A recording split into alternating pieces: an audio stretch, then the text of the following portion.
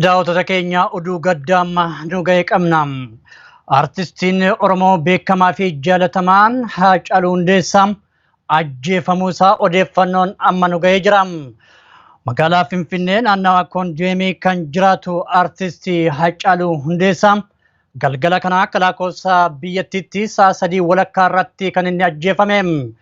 Rasaasaan dhaamee gootichi Haacaaluu Hundeessaa kan ajjeefame yoo ta'u, eenyummaan isaa eenyuun akka ajjeefame hagammaatti wanti beekamee jiru. Akka odeeffannoo nu dhaqqabee jirutti artistii Haacaaluun yakki inni raawwate akka hin jirres ajjeechaa kanaan wal qabateem gaddi ibsamaa jirus ni mirkaneessa.